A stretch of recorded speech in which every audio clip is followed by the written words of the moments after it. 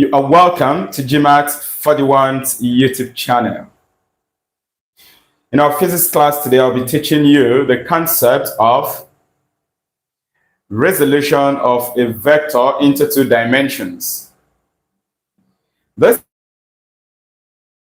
particular class was meant to have taken place on Friday, but unfortunately, I could not deliver this lesson that day, and hence the need to have the class today before tomorrow that I'll be meeting you for mathematics. I just hope that network allows us tonight, because but to start this class it was terrible due to network situation. All right, we're still dealing with the concept of scalars and vectors. I will be looking at how to resolve a vector into two dimensions.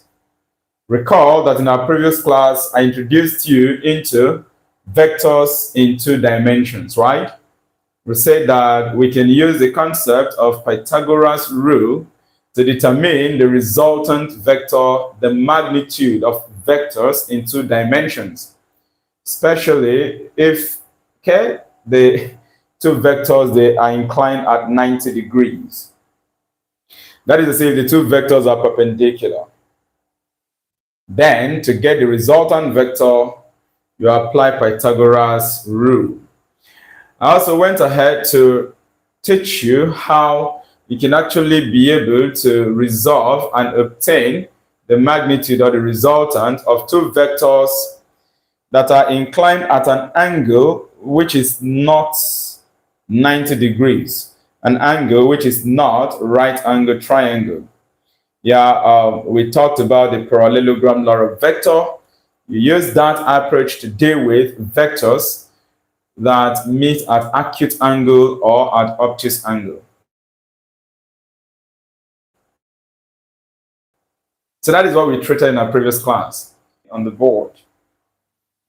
Okay, so we are still on. As you join the class right away, of course, you know what you have to do. As always, share the class to your friends. Invite them so that they can join the class. Are you following, right? If you belong to any science group, share the link to this live class to that science group so that friends can join. This topic, this part 3 of scalars and vectors, where we deal with how to resolve a vector into two dimensions, is very significant in the study of physics. Now, if you look at the board here, even you have physics / further maths, because this topic appears both in physics and in further mathematics. So a student that understands it in one of the subjects has actually learned it in both subjects. Now, assume that we have this as a vector. Permit me to use F to represent the vector, so that this is force vector per se. It could be any vector. It could be representing velocity. It could be displacement. It could be momentum, as the case might be. Now, this vector is inclined at, say, an angle theta to the horizontal. Now, what we want to do in this class is to resolve this particular vector into its two perpendicular directions. Now, if you look at this vector F, the vector is not purely horizontal, and the vector is not purely vertical. The vector is between the horizontal and the word vertical. Something like this. Something like this. Let me use my red pen to show it. So these are the two perpendicular directions, vertical and horizontal per se. And then you now have this vector. This is actually the resultant, as we treated in our previous class, using Pythagoras theorem to obtain. In that previous class, we solved the question where you had a vector along the vertical, another vector along the horizontal. The vectors were perpendicular, and we said to obtain the resultant, it is simply the diagonal drawn from the point of intersection. Yes, we use Pythagoras theorem to solve a question like that, and also we use parallelogram law to solve another question where these two vectors are no longer perpendicular, if they are at an acute angle or an obtuse angle. So what we are doing today now is, okay, fine.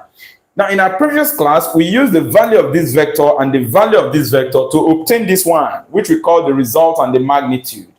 How can we now use the magnitude, the modulus, the size, the absolute length? How can we use it to generate this vertical value and to generate this horizontal value? Because as you see this vector here, let's assume this red pen representing the resultant vector. Since it is not purely vertical, it is not purely horizontal, it is between both of them. It means it has this character, this behavior of the vertical component. It also has this behavior of the horizontal component. So how do we obtain the vertical and horizontal components of this resultant vector? That is what this class is going to be focused on.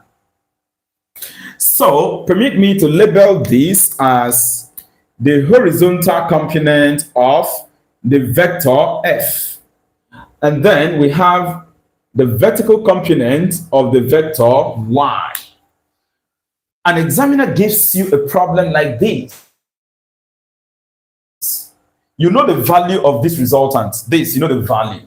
How can you use this to obtain this fx and fy? We shall use the knowledge of our basic trig identity or ratio. You know, there are actually three basic trigonometric ratio identity. We have the sine, the cosine, and the tangent. Now, the tangent is unique. That is what we use in getting the direction. You saw that from our previous class. The sine and the cosine, how do we use them? What do we use them to get? This.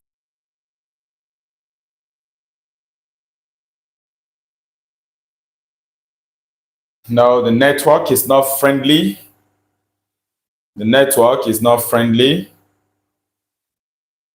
So I will advise, if the network interrupts from your end, you could type and let me know. I would try to be checking, through the camera. Sometimes we have this network challenge, but I'm working towards it. By your support, I should be able to get, a unique network provider. Yeah. And something, or let me use the word, a unique network stabilizer, something that can stabilize the network. You have to support this platform because this platform is giving you something wonderful. All right, knowledge of science that is going to guide you as you move on into your higher level. So support the channel, become a channel member. Channel membership, monthly, you can support GMAETS 41 with 2,000 Naira Nigerian currency. We have platinum level 2,000, we have diamond level 4,000. This could also help me to be able to kind of get those gadgets that are needed to be able to give you still service, of course, to counteract network. Okay? So let us move on. I have dropped, this perpendicular height, which is parallel to this vertical fy. So we can call this fy. And then, of course, from the origin to this point, we call it fx, because along the horizontal. With our right angle triangle, we can actually apply SOHCAHTOA. Already we know that to get the direction theta, tan theta is equal to opposite over adjacent. And then theta will be tan inverse of the opposite fy over the adjacent fx. So how do we actually get the value of fy and how do we get the value of fx? Let us obtain fx first. From the diagram, considering this right angle triangle, we know that we want to get fx. In this diagram, fx is the adjacent. Adjacent. We know this f already. The magnitude of this vector, this resultant vector, is f. We know it. And if you look at this diagram, this f is the hypotenuse of this right angle triangle. This f is the hypotenuse of this right angle triangle. So if I know the value of this hypotenuse, the vector here, it's f. I know the magnitude. And then I am interested in getting this adjacent, fx. That is the horizontal component of this vector. So that means I should be interested in the adjacent and the hypotenuse. Adjacent and hypotenuse, the trig ratio that relates them is cos theta. So cos of the angle, cos of this direction of the resultant vector is equal to the adjacent, which is the horizontal component of this resultant, fx, divided by the resultant itself, f. Now, if I make this f sub x subject to the formula, which is the horizontal component of this resultant vector, it is going to be a cross multiplication of this equation here. So that we now have the resultant or the magnitude of the given vector times cosine of the angle that that vector makes with positive x-axis. I always prefer working with positive x-axis. I stated the reason from last class. Now let us call this equation 1.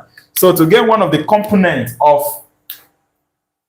a given vector, if you are resolving that vector into its perpendicular direction, to obtain one of the components, it is going to be the magnitude of the given vector cos of the angle that that vector makes with the horizontal, with the positive x-axis. Are you following? Now, to obtain our opposite, that's the vertical component, based on this diagram here, the vertical component. To obtain it, you have the opposite, you are going to relate it to the hypotenuse. And if you have opposite and hypotenuse, the trig ratio or identity that relates both of them is sine theta. So also we have sine theta is equal to opposite, and opposite is Fy all over hypotenuse. Hypotenuse is the given vector. The magnitude of that vector is our hypotenuse. And of course, to obtain the second component of f, the second component of this resultant vector, whose magnitude has been given to us to be f. To get that component is going to be a cross multiplication of this equation.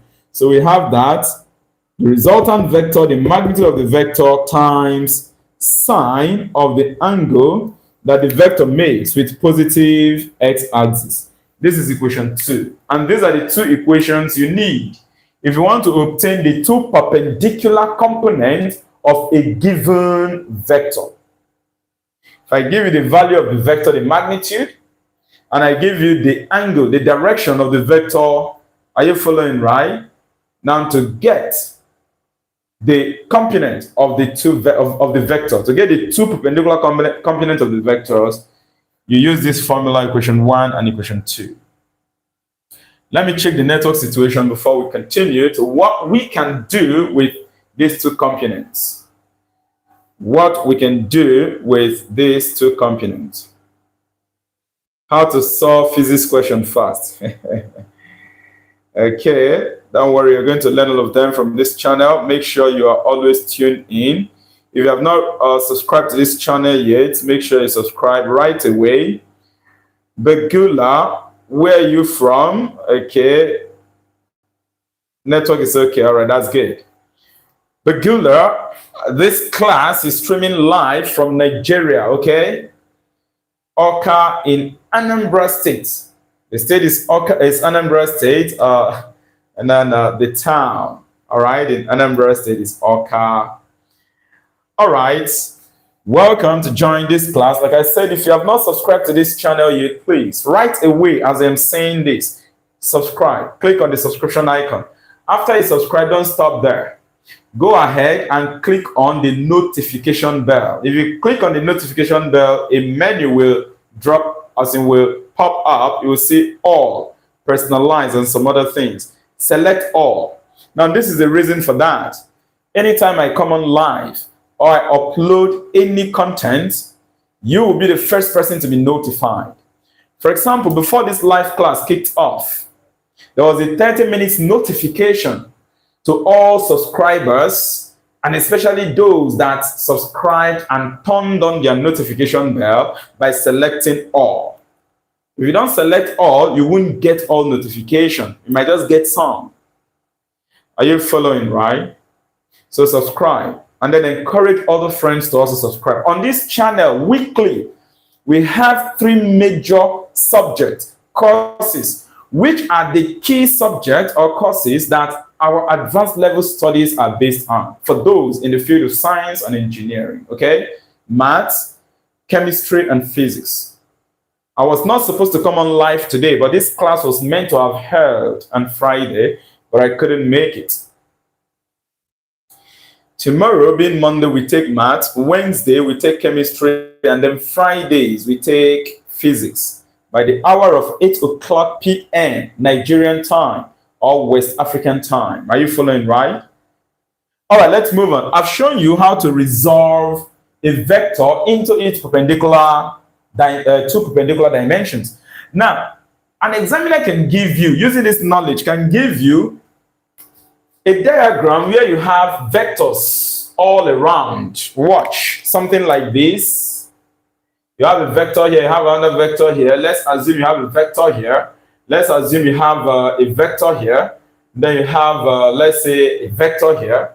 And the values of the vectors are given. Let's take this as F1, this as F2, this as F3, F4, and F5.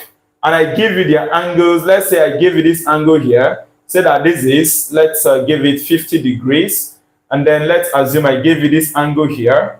Let's say that this angle is 30 degrees. And I give you an angle here. Let's say that this angle is 45 degrees. Okay. All these F1, F2, F3, F4, F5 are the magnitudes of these vectors.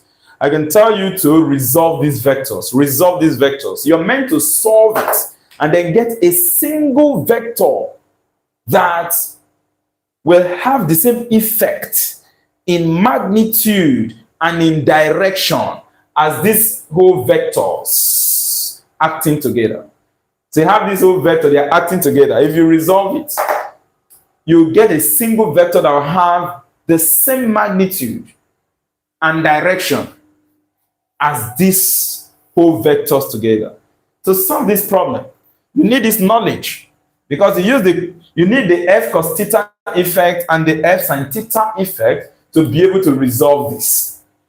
If you apply our F cos theta to get all the, let's say, adjacent values, the horizontal values, if I want to just kind of be specific. And then you get all the vertical values, the opposite values. You know, you resolve them together, you get a single horizontal. A single horizontal. Resolve them together again, get a single vertical. So you now get two perpendicular vectors. Then you now use Pythagoras theorem to get the resultant. What do I mean by that? F1, F2, F3, F4, F5. Respecting their angles, which for GMAT for the one, I always advise students to measure the angle from the positive x-axis. For example, look at this F1 here. This F1, the angle here is going to be 30. So if you measure from here, it's going to be 30 degrees. Is it 30 degrees or 40 degrees rather? 40. 40 degrees, which is 90 minus this 50 degrees. Then to get F3, the angle of F3, F2 is already 90 degrees. The angle that F2 makes with the horizontal is 90. To get this F3, you measure from this horizontal, positive x-axis, down to this. How will you get the value from this positive x-axis to this F3? The angle that this F3 makes with this is 30 degrees, which means that here alone is 60 degrees. You can solve using 60, no argument. But if you are solving using all these respective angles, then you must remember this idea of all students take cabin, or arts. Here, both sine, cos, and tan are positive. Here, only sine is positive. So if you are resolving for cos here, which is the horizontal value of F3, you are going to get negative value. But I don't like overstressing myself with that. I always tell students, as we are together, the best way of learning this is getting the values measured from the what? Positive x-axis. For example, the angle F3 made with this vertical is 60 degrees. Measure from this positive x-axis down to this F3. And if you are measuring from here to here is 90, so from this vertical to this F3 is 60. 90 plus 60 will give you 150. Which means if you are solving for F3, for example, it's going to be the magnitude of that F3 cos 150 degrees. To obtain the horizontal value, fx value. To obtain fy value of this f3, this is fx value of our f3. Or let me just write it as f3x. And then to obtain f3y is going to be that f3, the value that your examiner would give to you, multiplied by sine 150. I've told you why I used 150. Measure it from positive x-axis down to that vector. I could have used either this 60 degrees or 30 degrees, as the case might be. I could have used that.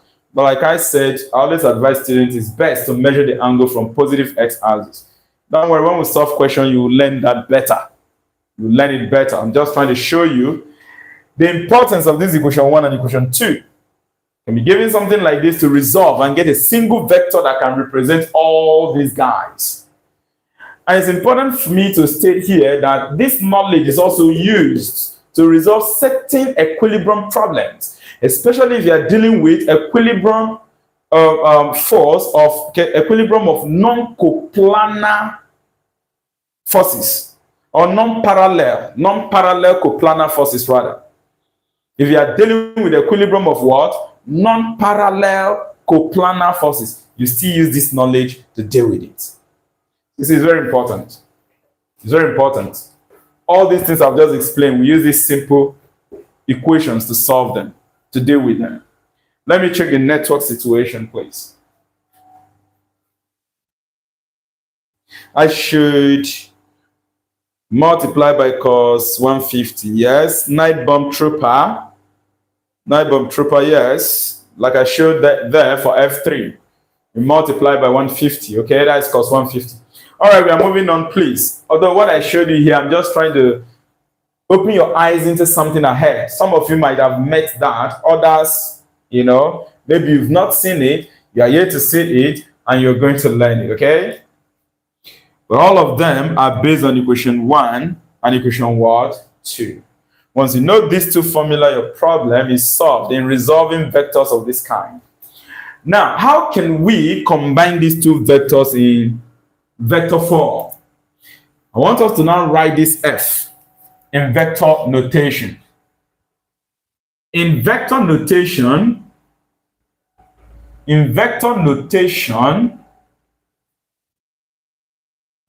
the two-dimensional form of vector F is written as, we're going to have vector F, this vector, let me just fix this on top, okay? Something of this kind, it doesn't really matter absolutely anyway. I'm just trying to do it for formality. Although in theory case, you're expected to put all these lines on top with arrowheads to show that you're dealing with vector anyway. Now, I want to represent this single vector now, this resultant vector. I want to represent it in two dimensions using this concept, fx and fy. Now, watch. It is going to be the two components of this vector f are fx and fy. So, it's going to be fx, comma, fy. Fx, comma, what? Fy. I use comma.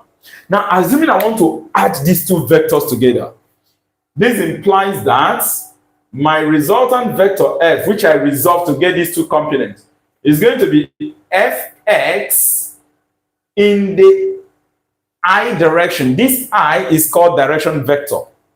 Then plus, I'm trying to add the two components together now. If you're adding the two components together,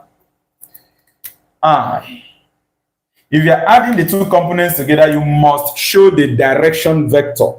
The direction vector is also called the unit vector. It's also called the unit vector. This is J. By standard or generally, this vertical vector is given the direction J, and this horizontal vector is given the direction I.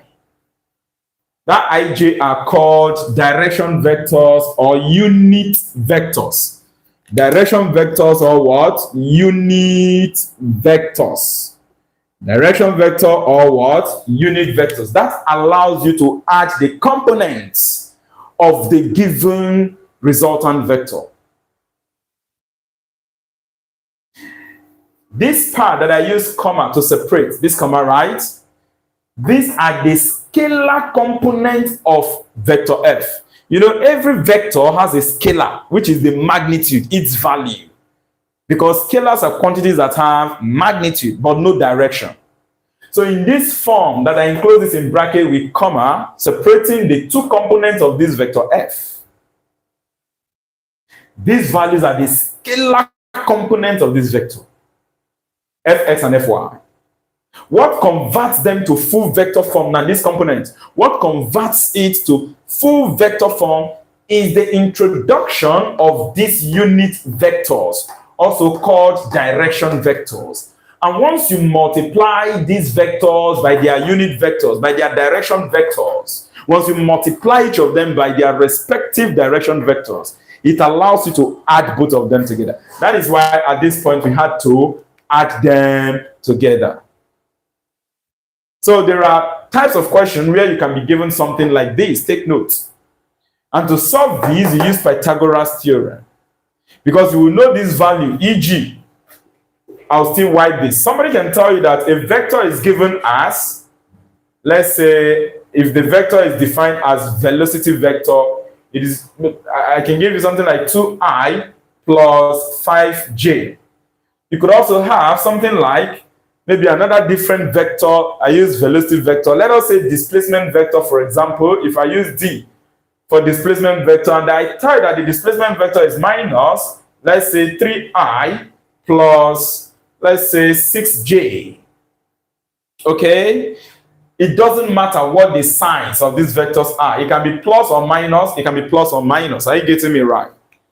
So you see that a vector can be written in this format. This is an example of it. With this, I can get the magnitude of this vector.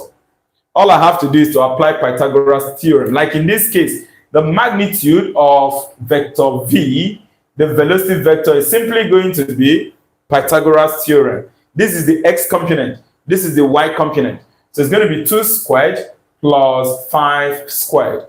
That which we treated in our previous class. Remember, our previous class had given you a question that looks like, okay, you have a value in the vertical. Like in this case, the vertical value is 5, and then the horizontal value is what? 2, whereby you get the resultant. And you know, to obtain this resultant, since these two quantities or these two values, these two vectors, they meet at 90 degrees, use Pythagoras theorem to solve it, which is what you have here, to get the magnitude of these two vectors represented as the velocity vector. We have not solved any question yet. Just trying to show you the importance of what we are doing here. Are you following, right?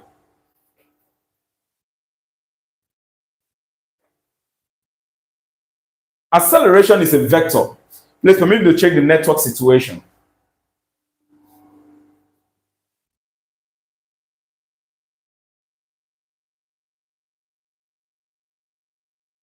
Is this college physics or high school? It's for both. It's for both, okay? Night bomb trooper. It's for both. And please, dear friends, I want to advise and encourage you, friends. See all the things you see in high school, in universities, right? From 100 level, you start moving into 200 level, like an advanced level. All of those are actually connected to the things we meet at grade 10, grade 11, grade 12. We're just building on them.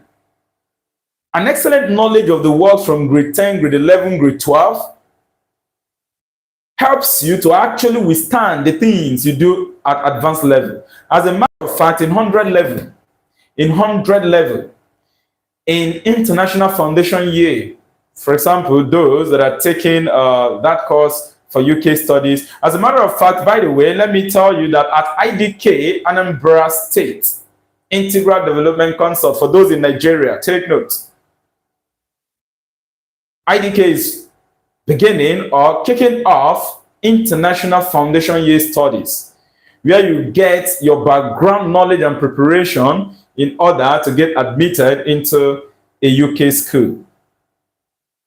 I'll still talk about that. I'll give a special attention to that and address you friends on it very soon. But what am I trying to say in essence? This topic you're seeing here, you can see physics. It appears in physics. At secondary school level, as we call it in Nigeria here, or what we call high school, right? You study this under physics. In Nigeria, we have this subject we call further maths, further mathematics. For me, it is just mathematics generally. There's nothing there. We also studied this topic, and under that topic, we meet this part of physics. We meet this part in it. In fact, our professional exam body, WAEC, are you following, right? They ask that a lot for those that take further maths exam. They ask them questions like that. So what am I trying to say in essence? This channel is dedicated to people, to scholars, students in high school, in colleges, in advanced level, university as we refer to them in Nigeria. And in other countries, they also call university, but have the concept of high school, colleges.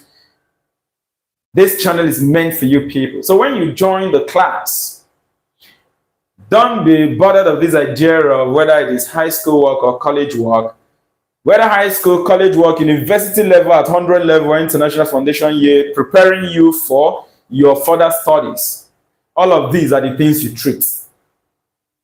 Is that okay?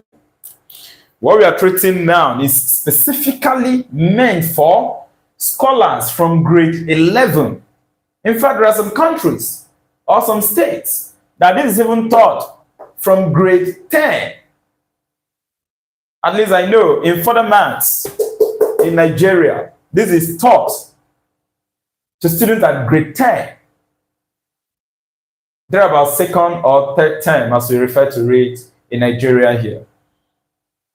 So it's a vast topic. And like I said, this channel, whenever I appear live, whatever I'm doing is what different levels of education need.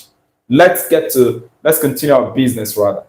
So I've shown you a way you can present vectors in 2 dimensions. Another way you can present it, right? In 2 dimensions. So this is what we have here. Now, if I come under here, you notice that we have our fx value and we have our what? Fy value. So if I want to introduce the direction of the vector in place of this fx, you can write it as the resultant vector is equal to fx is f cos theta.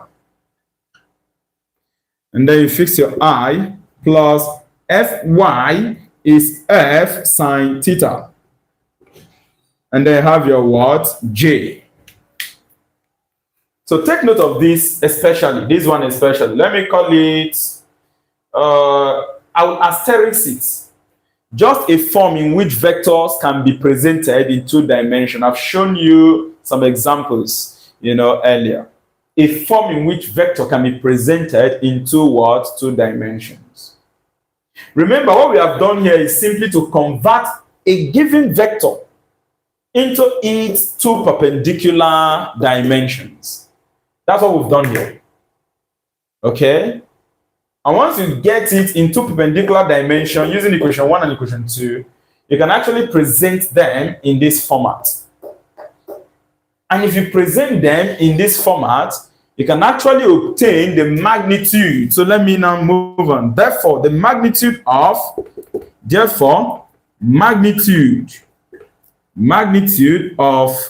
vector f is given as the magnitude of that vector f equal to square root the first vector in x direction is square root plus the first vector. I'm calling this first. Does it mean that this question is only applied to first? No. In fact, let me retract that statement. Let me retract that word. I'd rather call it vector f. Magnitude of vector f can be any quantity, any vector quantity. Magnitude of vector f is given as, this is a symbol of the magnitude of vector f, equal to square root of the magnitude of the x component of vector f squared. That is square of the x component of this vector plus square of the y component of that same vector, which of course you obtain from here. With that, you get a magnitude value. Although this will still bring you back to the value that the examiner gives you with this f. By the time that this f is 20, by the time you do all of this and you get this magnitude, it will still give you back 20. Mind you, the focus of this class is actually how to obtain fx and fy. Are you following? But I'm just extending it further to tell you that you could still return, if you know your fx and fy, which is vertical and horizontal value, you can get the result and the magnitude by applying Pythagoras theorem, which was what we did last class. And again, conclusively, taking you back to last class, to get the direction, theta, also direction. The direction, just reminding you of last class work, direction theta is equal to tan inverse of fy all over what? Fx. So we've treated these concepts from last class. Just that I did not introduce the I and J direction vectors. I did not. That is why I decided to go further to show you this. All right. Now take note. When you have more than one vector given in this format, just like the one I drew here before I wiped, you can resolve all the vectors, where in that case, this fx will become summation of all the forces. Is it all the forces? It's summation of all the vectors along the horizontal. And then this fy will be summation of all the vectors along what? The vertical. So as to get a single fx and a single what? Fy. I think I've established the concept, what you really need to know. It is now time for us to pick a question and then we solve. Let's see how we handle this problem. How we handle problems under this concept of vectors. But before then, let me check the network situation once again.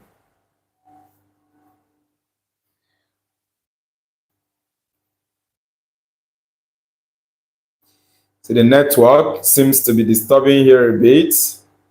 And then let me adjust so you can see the board fully. Okay. Remember, if you have not subscribed, click on the subscription icon right away. If you have not subscribed, click on the subscription icon right away. Then turn on the notification bell. When you turn it on, select all. At the end of this class, a copy of this live class will be made available. You can support this channel by becoming a channel member.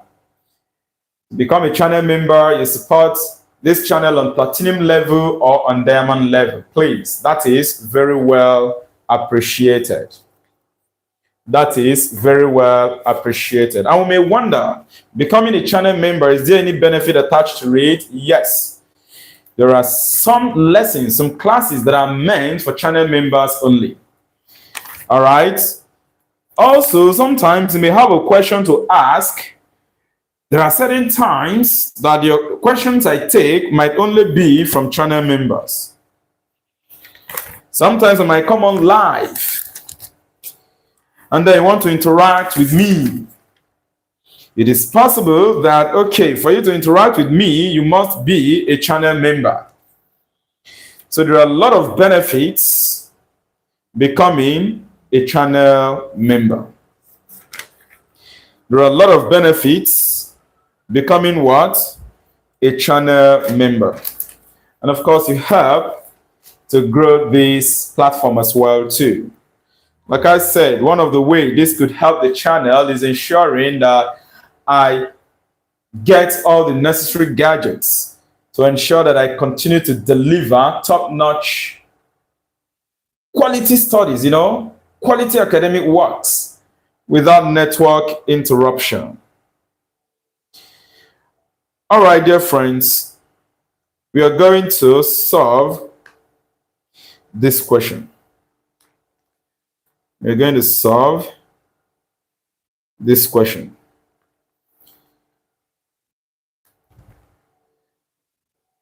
All right, so this is the question. I will copy it on the board.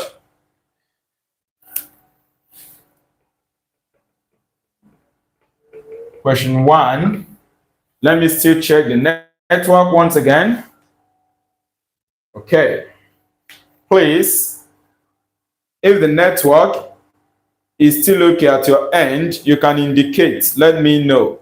If the network is interrupting you, you can also let me know so that I can boost the network.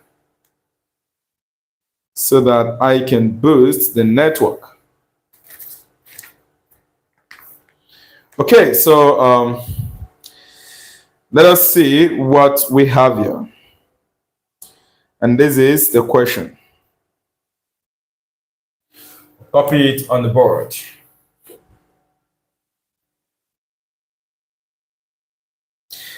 The resultant of two forces is 15 Newton. The resultant of two forces is 50 Newton. If the forces are perpendicular,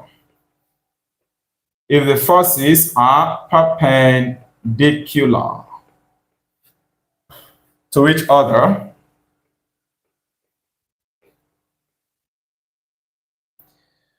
and one of them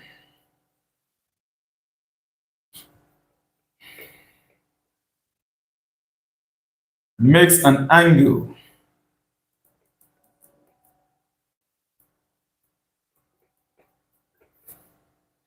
of 30 degrees with the resultant.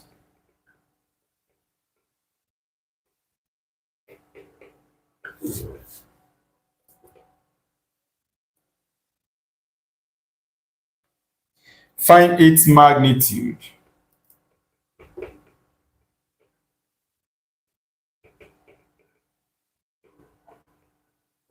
Now, this happens to be one of our professional exam bodies question. JAM, Joint Admission and Matriculation Board exam, 2013. So you see, we are not playing on this channel. Although we say this is a JAM question, does it mean that WAEC does not ask the same kind of question? Of course they do.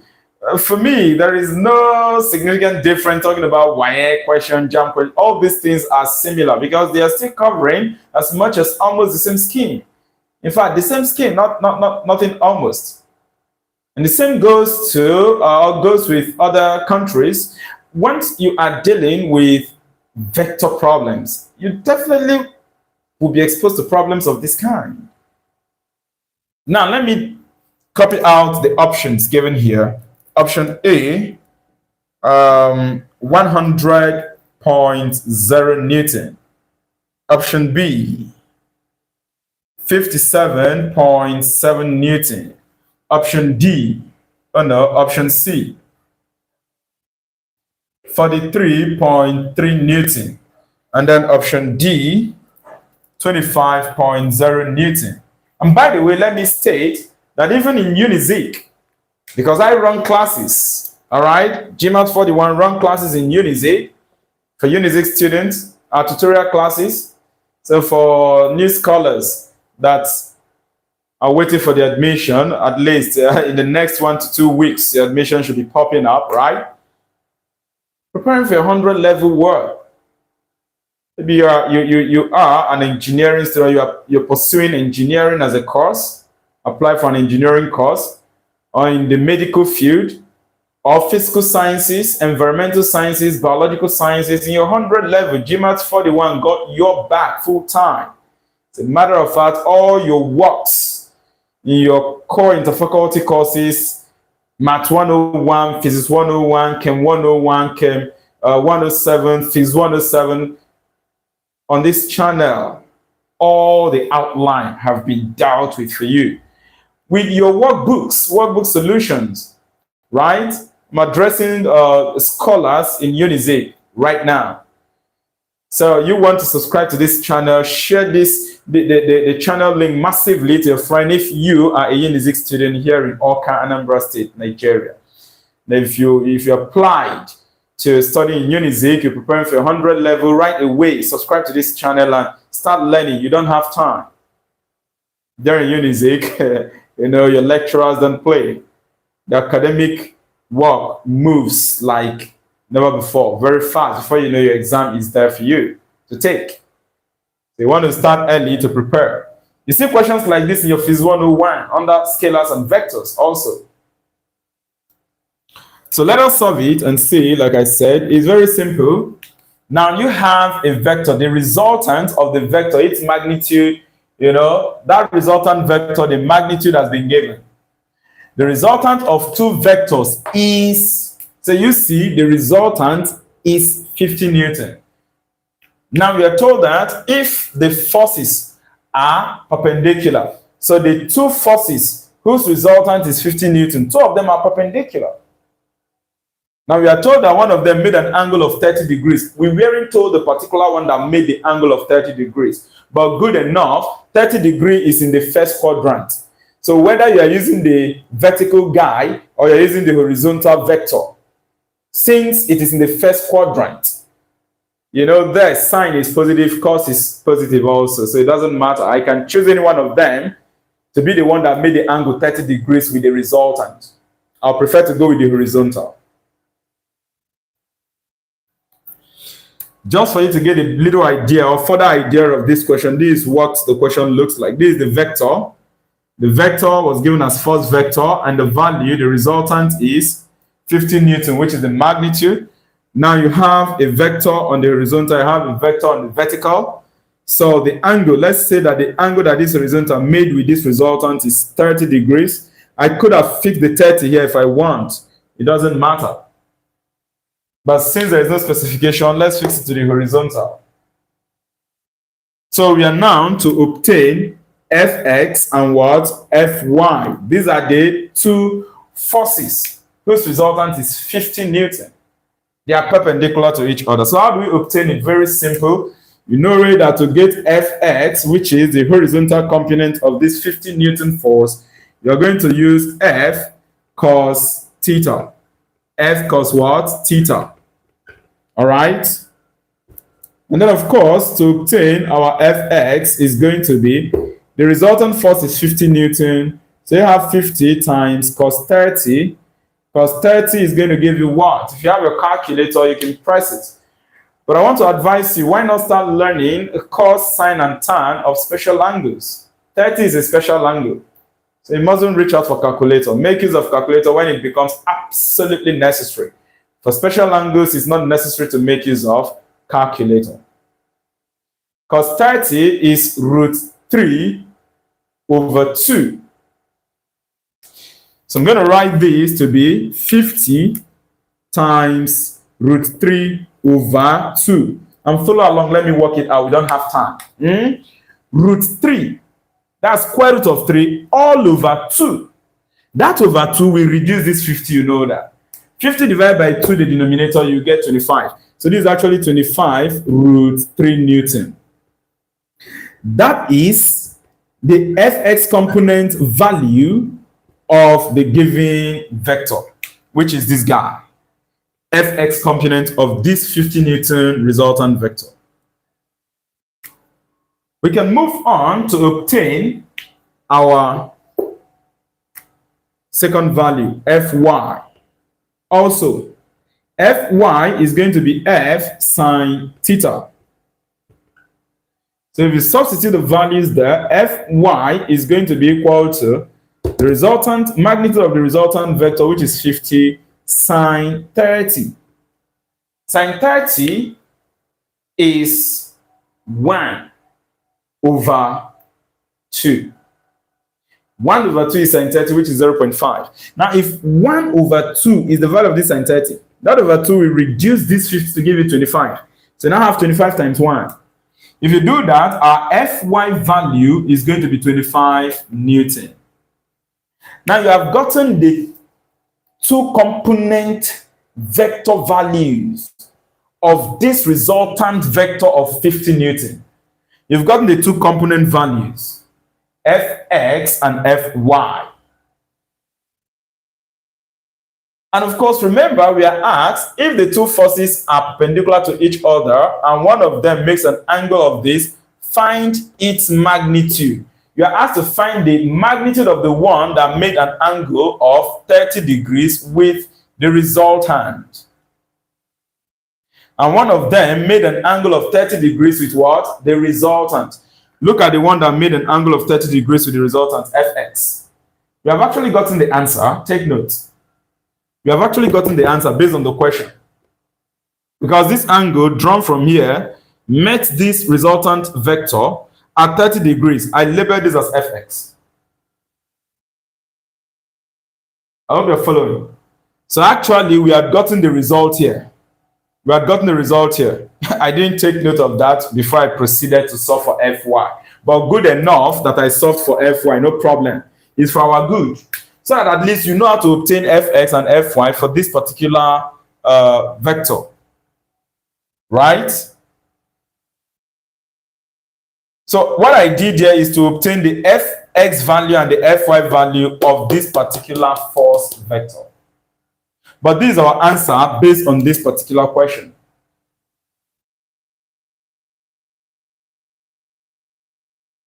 If the forces are perpendicular to each other and one of them makes an angle of 30 degrees with the resultant, find its magnitude. We have to find the magnitude of that particular one that made an angle of what? 30 degrees. And from what I showed you, Fx made an angle of 30 degrees with that horizontal. And what we obtained here is what? Fx. Look at it. 25 root 30. If you work on 25 root 30, you'll find out what you're going to get. Right? 25 times root 30. Is it root 30 or root 3? Give 43.30 Newton. 43.30 Newton. So this becomes the result. This becomes the result. I repeat, this is the particular vector I gave you that made an angle of what? 30 degrees with the resultant. If I choose Fx to make angle of 30 degrees with the resultant, because I know that somebody might be looking at this and say, okay, this Fy you obtained is 25 Newton. Well, for that 25 Newton, remember that will be for the vertical, Fy. Which, of course, the angle that this guy made with the vertical, that will be 60 degrees. That will be what? 60 degrees, which will correspond to your solving Fy to be equal to F. If I'm using this 60 degrees, I must complete this diagram with a dotted line, which means that this 60 is facing this horizontal. And then this horizontal will now become our opposite. In this case, where I solve with 30 degrees, our opposite is this vertical. Our opposite is what? This vertical. If I am solving using 60 degrees for Fy, I will still get this same value for the horizontal. Because in that case, solving for opposite over hypotenuse is going to be sine 60. Because this 60 is facing this opposite now. So it's going to be opposite over hypotenuse, sine 60 equal to, let me show you, Fx rather, since this 60 degrees is facing this horizontal, Fx, the horizontal, because 60 is facing its opposite over hypotenuse. You'll be using sine to obtain that value. Since this 60 is facing this opposite. So we can now say that F horizontal, Fx, which is obtained from saying that, okay, opposite over hypotenuse gives you sine 60 is equal to opposite Fx all over adjacent, hypotenuse F. Where if you cross multiply, your Fx is now going to be F, and our F is 50, multiply it by sine 60. And you know the value of sine 60. Sine 60 is still the same as root 3 over 2. So that our fx will still agree with this 25 root 3 we obtained. If I were to solve using 60 degrees, which is the vertical angle that fy made with this what resultant. But like I've always said, it's always best solving vector problems using the angle made with what? The horizontal. Good enough, the question was specific. We had to calculate the magnitude of one of the two forces that make an angle of 30 degrees with the resultant. This is where I actually got the answer. Let me indicate. Answer, which is the same as 43.3 Newton. What I did here was just going further to show you how you calculate Fy using that same 30 degrees based on what I explained before this question. But we are not interested in calculating Fy for this particular problem. We are not. If you have to find Fy and you want to get the same result, remember, Fy, the angle it made with the resultant is 60. So that if you want to get the horizontal value, which will correspond to this 30 horizontal, this is what you do here. Sine 60 is root 3 over 2. The 2 divide this 50 to give you 25 root 3, which is still the same as this. But to avoid all these issues, like I said, please solve working with what? Angle measured from positive x-axis. What I did here is just to show you how you do the resolution, obtaining the vertical and horizontal, the two perpendicular values of this Fy. For example, look at the one that made an angle of 30 degrees, gave us 25 root 3, which corresponds to 43.3. The other made an angle of 60 degrees, okay, with the resultant vector. And if you have to go by that, this is what you're going to do, using a different angle. But if you're using that same 30 degrees, you are getting what? 25 Newton, which gives you the two perpendicular values, Fy, Fx. But based on this is what we are going to get as our result. If you are solving for this Fy, say, okay, this Fy magnitude you are calculating for, remember, you'll be fixing which angle here? 30 degrees. And if you fix 30 degrees here and solve, you'll still arrive at this answer. You'll still arrive at what? This same answer. 25 root 3 Newton.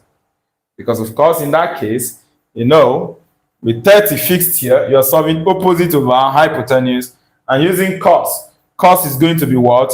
Adjacent over hypotenuse. Where the adjacent will give you the vertical, and if you solve with adjacent over hypotenuse, cos 30 will still give you back this particular value.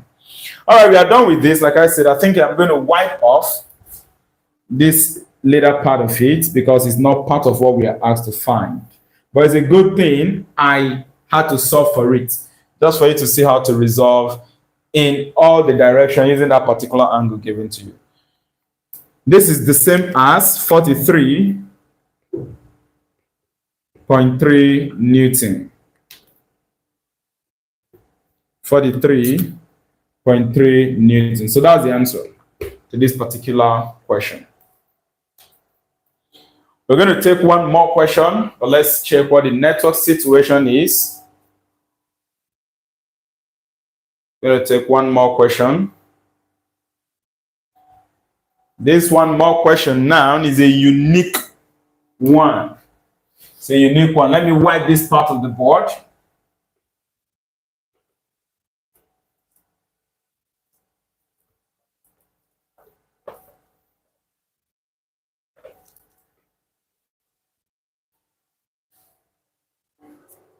This particular question I want us to solve is a question that is specifically theoretical. You might be asked to show all your workings, right? But I want us to solve this problem, and I want to teach you something very unique about this particular question. I want to show you something very, very unique about this particular question. I'm going to find it out, and then I would write it on the board for you. Okay? So let's see. So in Nigeria, for those preparing for WAEC, NECO, you can be exposed to a question like this in your theory. Others connecting from other countries as well too can be exposed to a question like this, where you have more than one vector acting at a point and you're asked to obtain the resultant vector. So this is what we have. Question 2.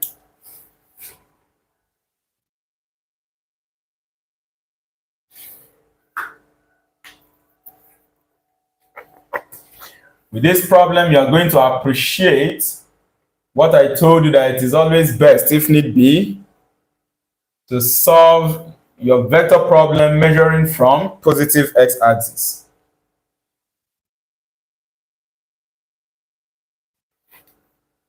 For all this dot I'm doing is not necessary. If there is no vector there, you don't put any arrow. So let me just go straight on this way.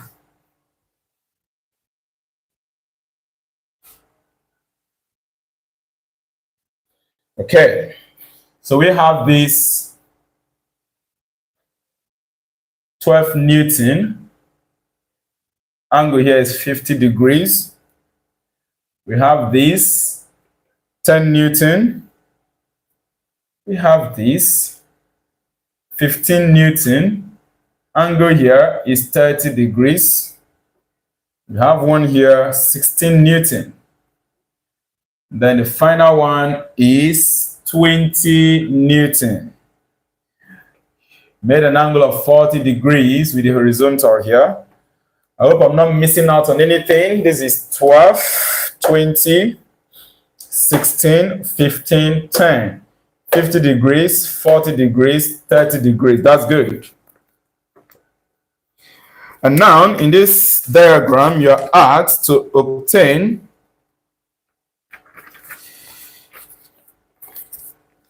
you're asked to calculate the resultant of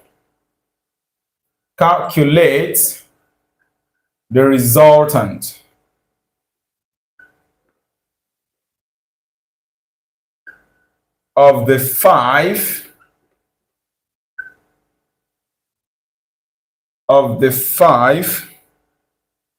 coplanar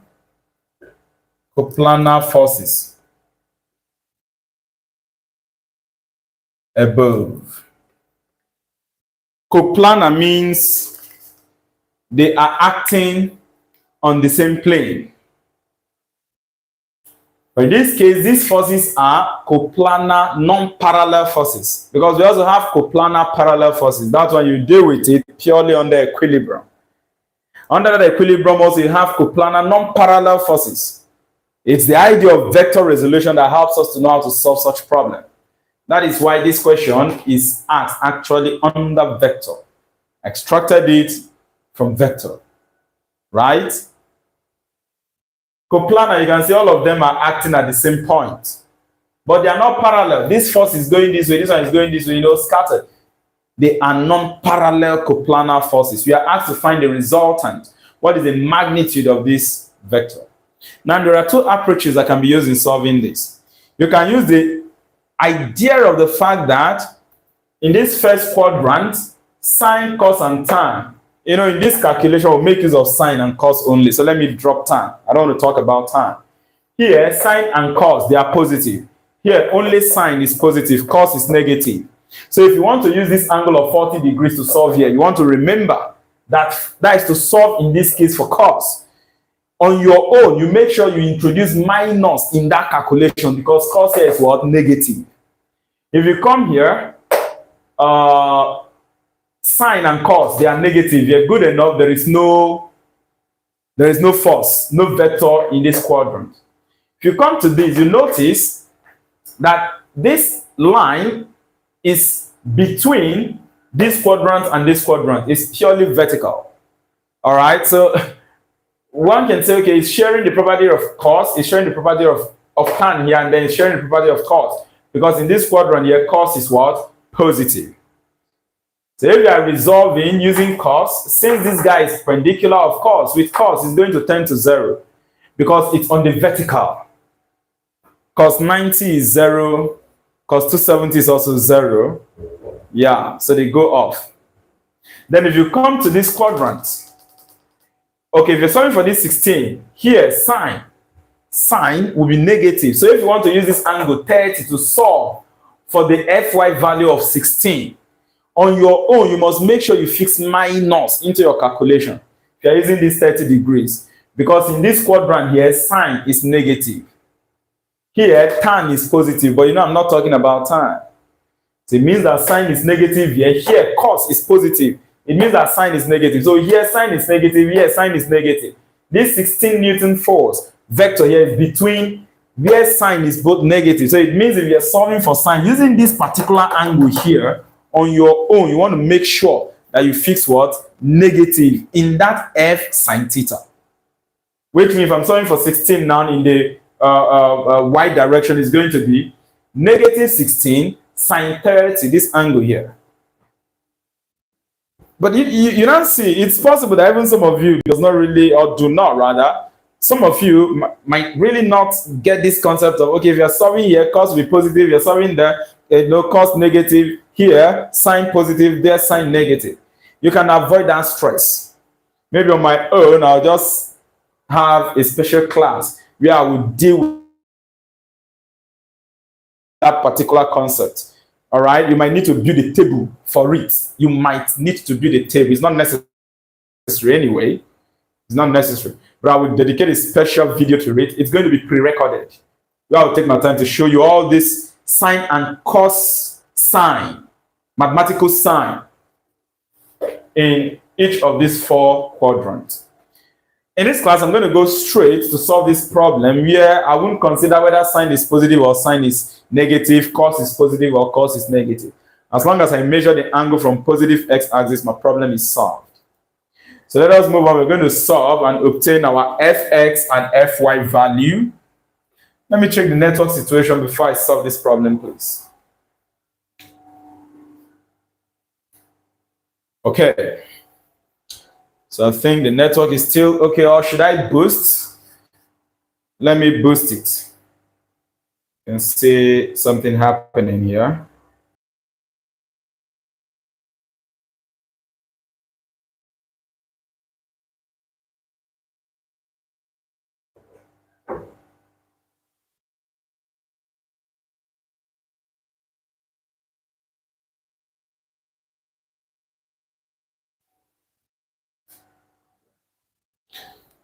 All right, so we're going to solve this problem. I tried to boost the network situation.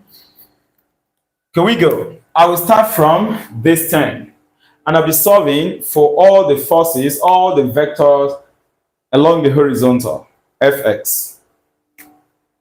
Remember that our fx is equal to f cos theta, and then fy is equal to f sine theta. So let's move on. For all the horizontal force vectors, we're going to solve them using this formula. So to get the total f, summation f in the x direction, it implies that summation f in the x direction is going to be this 10 Newton cos of the angle that it made with the positive x-axis. This 10 Newton is lying horizontally. So the angle is 0 degrees with itself. So it's going to be 10 cos 0 plus, I'll move on to 12 Newton first. It's going to be 12 cos. Now, which angle did this 12 Newton made with this positive x-axis? It made an angle of 50 degrees. You can see that. Cos 50 plus, I'll move on to that 20 Newton force. But watch something now. With the 20 Newton force, you notice that the 20 Newton is no longer with the positive x-axis. This 20 Newton is not at this point. It's not in this quadrant. This is where it is. So to get the angle that this 20 Newton made with positive x-axis, you would have to measure the angle from this positive x-axis and then turn until it touches this vector here. And so how do we obtain it? It's going to be from this horizontal to this vertical, which is 90 degrees. then plus the angle from this vertical to this 20 Newton force. And how do we get the angle from this vertical to this 20 Newton force? Remember, in this quadrant, the total angle here is 90 degrees. You know this one already to be 40. 90 minus 40 will give you from this vertical to this 20 Newton force to be 50 degrees. So look at this angle alone is 50 degrees. So if you add that 50 to 90, you're going to get what? 140. This is 50 degrees, like I said, 50. Add it to 90, you're going to get 140, which means that 20 Newton force is making an angle of 140 degrees with a horizontal, positive x-axis. So I'm going to write 20 Newton cos 140 degrees. You know, with this approach, everything is going to be plus, plus, plus, plus, plus. If I were to use this 40 degrees, then I must have to fix minus here. I will have to fix minus here. The reason because I'm solving specifically for this quadrant. That is why I'm respecting this angle given 40. And cos in this quadrant is negative. That is why this sign will not be positive. It will not be plus. It will not. If I choose to use the given 40 degrees in that question, just respecting that second quadrant. But I'm actually measuring from the positive x-axis already, making it 140. So I don't have to punish myself whether this is supposed to be minus or whatever. Automatically, if I press my calculator, the minus will come out on its own, because cos 140 will give you a negative value. Let us move on, please. Plus, this will take us to this 16 Newton. 16 Newton, if you measure it, take note, please, there is no vector along this negative x-axis. You can see that's why there is no arrowhead shown there. This 16 Newton vector measured from positive x-axis to read, it's going to be 270. So that's going to be 16 times cos 270. And then you conclude with plus 15 Newton cos. Measure the angle from positive x-axis, turn anti-clockwise down to this vector 15 Newton. Now, if you measure from this positive x-axis down to this 16 Newton, that's this vertical, is going to be 270, we said already. Now, you notice that to get a 15 Newton, you have a 30 degrees angle measured from this vertical to this vector force, or force vector you're trying to treat now, which is 30. So 270 plus 30 is going to give you what? 300 degrees. So this is going to be 15 cos 300. If I were to use this 30 degrees to solve directly, it means I'm just respecting this fourth quadrant. And all I have to do is plus cos, that is plus 15 cos 30. You know, good as it is here on the board, you find out that cos in this quadrant is positive, so it's not going to affect anything. Even if you use 15 cos 300 or 15 cos that 30 there, you're still going to get the same result. You're going to get what? The same result. Because cos in that quadrant is positive. But like I've said, to avoid all this stress, please measure your vector angle from positive x-axis. It's very simple, nothing is there. Like in this case, the angle given here is 40. So to get the angle measured from positive x-axis to 20 Newton, you subtract 40 from 90 to get this one alone. So yeah, you should have this good knowledge of right angle triangle. Total angle in the right angle triangle is what? 90. You know this angle here is 90 degrees. Out of it, you know 40, so this will be 50. Add the 50 to this angle, 90 degrees, you get a total angle of 20 Newton vector measured from positive x-axis. Now look at this. The angle between this vertical and this 15 Newton force is 30 degrees. The angle measured from positive x-axis comes this way up to this point. So it's just to add 30 to 270. Because from here to the vertical is 270, add 30 to really get 300. So everything here is going to be plus, plus, plus. If you're now pressing your calculator, any one of them that's going to be minus will appear naturally. Therefore, the summation, the addition of all the force vectors in the horizontal direction and in x direction is going to be, work out all of this, Cos 0 is 1. 1 times 10 will give you 10. Cos 50 here, let's see what it's going to be. 50 is not a special angle, so I have to evaluate it with calculator. This is giving me 0.64278, you know. I'm going to multiply by 12. If you multiply by 12, you get 7.713. But let me write it. The first one is 10, plus the second one is 7.713. Work with at least 4 decimals. 7135 plus, move on to the next one. Is that next one going to be plus? I don't think so. This is 140, second quadrant. Cos is negative there. If you press a calculator, it's going to give you negative. So this plus will now become negative. Let's work it out and see. Cos 140 is negative 0.7660. I'm going to multiply it by 20. And that gives minus 15.3209. Minus 15.3209. Okay, now the next one is 270. Cos 270 is 0. It is equivalent to cos 90. It's equivalent to this, the cos of this line, which is 90 degrees to the positive x-axis. All right, let us still find out cos 270. Good, 0 degrees. 0 times 16 is 0, so it goes off. Then finally you have this. This is going to still give us plus, because in the fourth quadrant where we have that 300, cos is positive. So it's going to be cos 300, okay, which is 1 over 2. 1 over 2, you multiply it by 15. 7.5. So it's going to be plus 7.5. Let me write the 7.5 here. 7.5. I'm going to wipe this part so we conclude the solution here.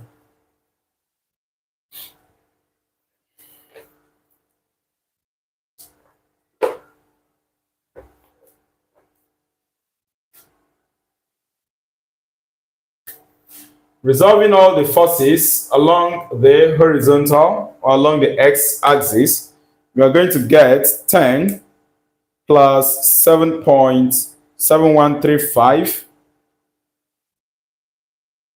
minus 15.3209 and then plus 7.5. And this gives 9.89.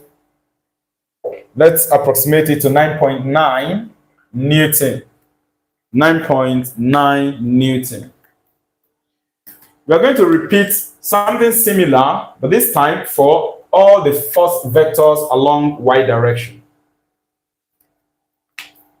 So take note of this. You have gotten one of the perpendicular component of all these vectors. So all these vectors will produce one particular vector along the x-axis, and the value is 9.9. Let's repeat same for summation of all the forces along the vertical, along y-axis. So you go back and repeat the same thing. In fact, all you just have to do is to come back to this particular one you solved here. That's just a simple trick. Come back to this particular one. And then what you have to do is change all the cos towards sine. That's the importance of this approach.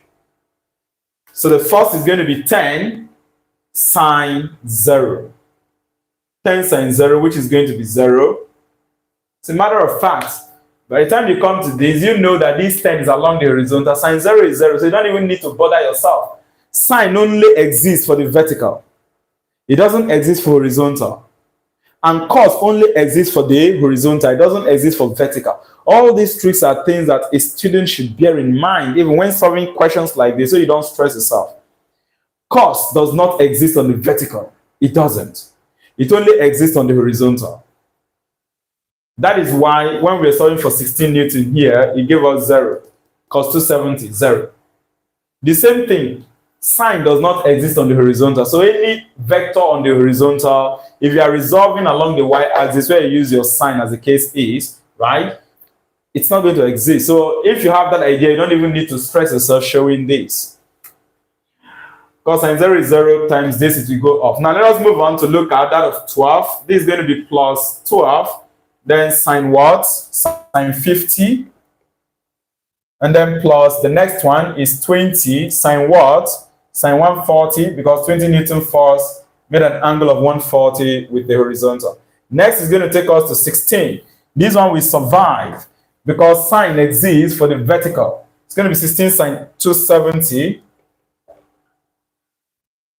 And then finally, 15 sine 300. This guy will produce a negative result for us because sine in this quadrant is negative. But you see that I use plus here. If you press the calculator directly, that minus will come out automatically on its own. Since you used an angle measured from positive x-axis counterclockwise, anti-clockwise. But if you do not measure from positive x-axis, if you are using all these individual angles given, then on your own, you should remember the behavior of sine cos in each quadrant. In the first quadrant, sine and cos are positive. In the second quadrant, only sine is positive. In the third quadrant, both sine and cos, they are negative there. Are you following? And then in the fourth quadrant, only cos is positive. You have to have all those ideas. If you are solving using all these given angles. But to do that, you actually calculate using the angle that is given to you there. Are you following right? But that's not what I'm doing. I've told you I'm going to, upload a pre-recorded video especially for that. Because I'll take my time to explain that to you guys. Now, let's evaluate this and see.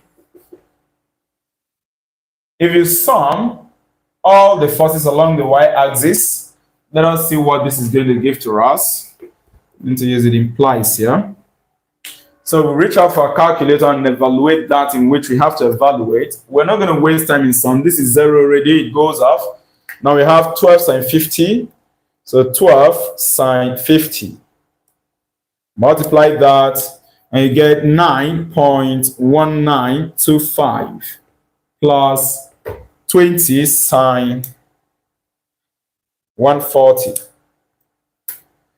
And you get 12.8558 approximately.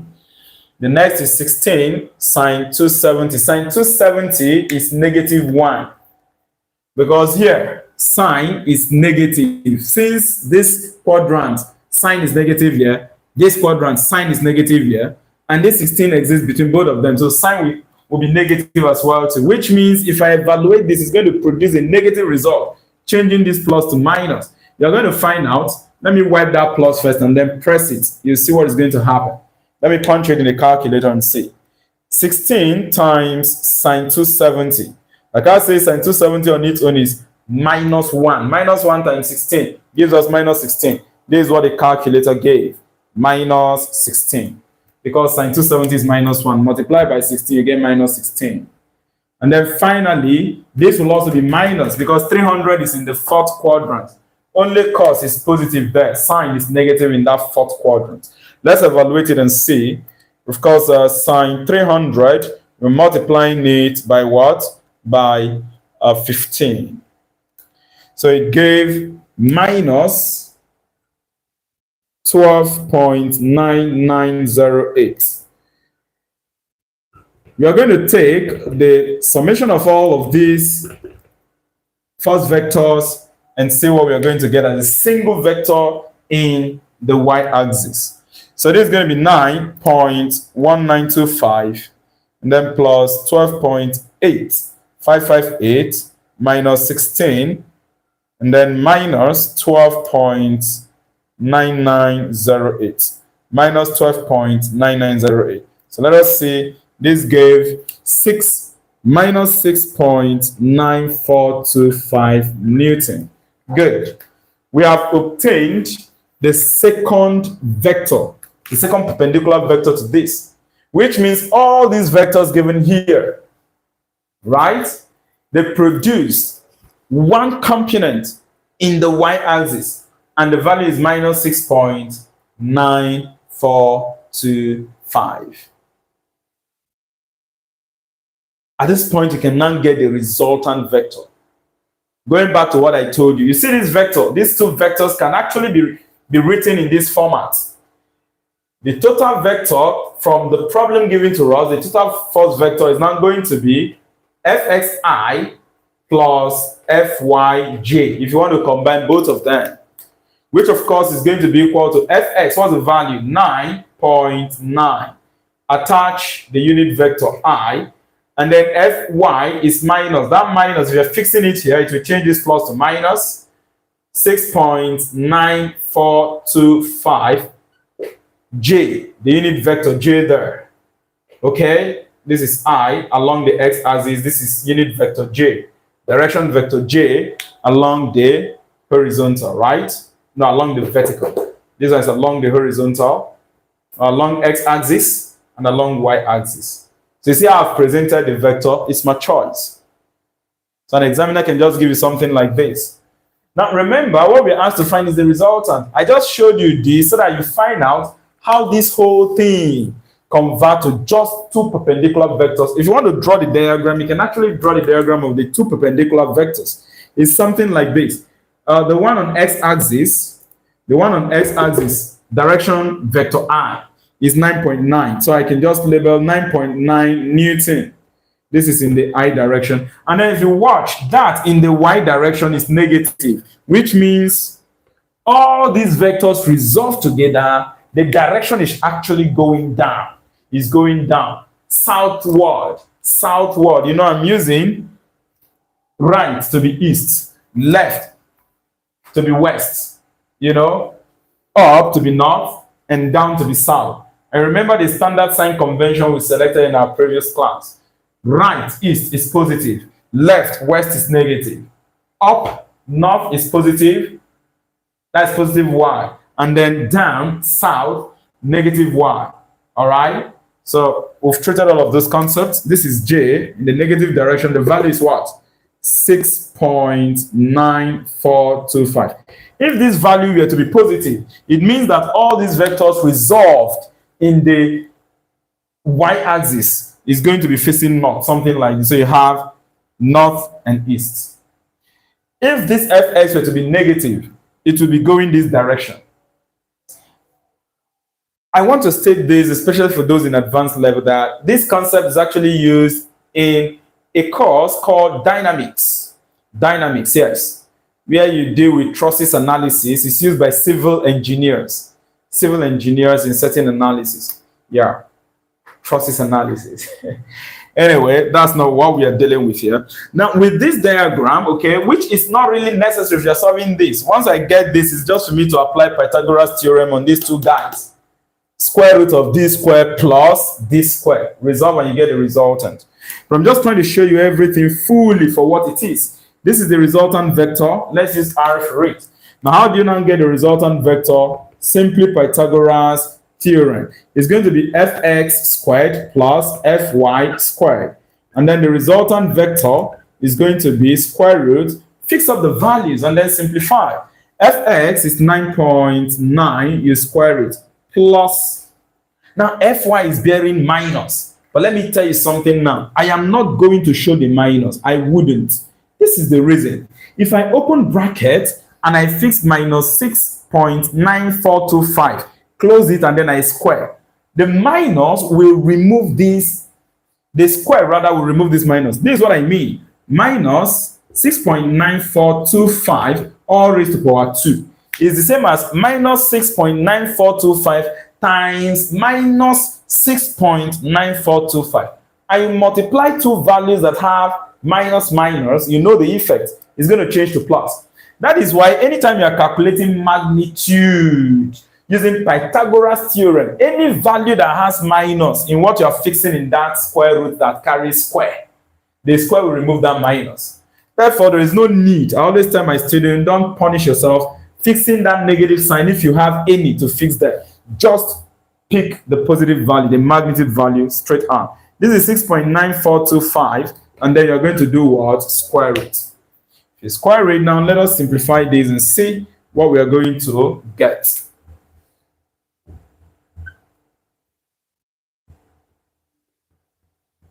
So the resultant is now going to be equal to, Get your calculator and then we evaluate once. Okay, 9.9 is square.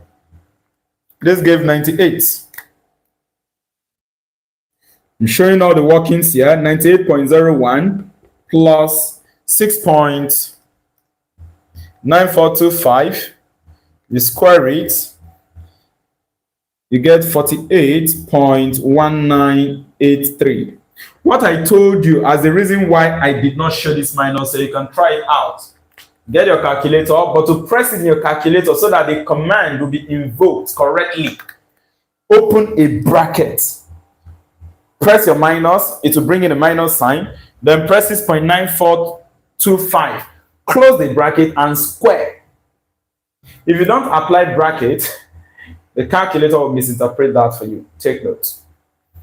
So with this, the resultant is now equal to, I'm going to find the square root of this whole term. Let's press it once now. So square root, open bracket, 98.01, then plus 48.1983. I'm going to close the bracket, and then this is telling us that the resultant force is 12.1 Newton approximately.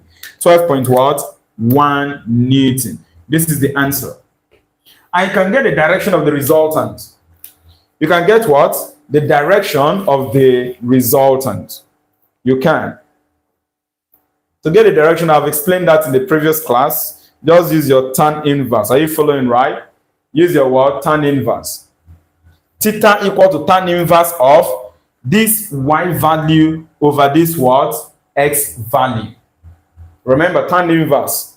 Theta, the direction equal to tan inverse of Fy over Fx. If you do that, you're going to get an angle. Let me show you.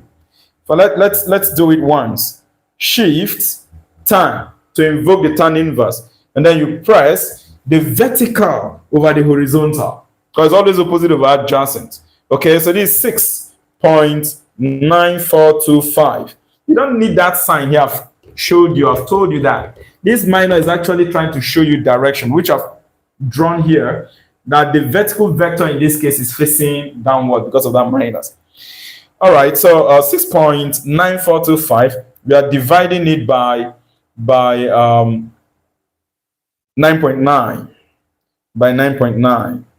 Okay, so this gave 35.04, so approximately 35 degrees. Now that 35 degrees, remember the resultant is here. If I let me even write it. Direction. The direction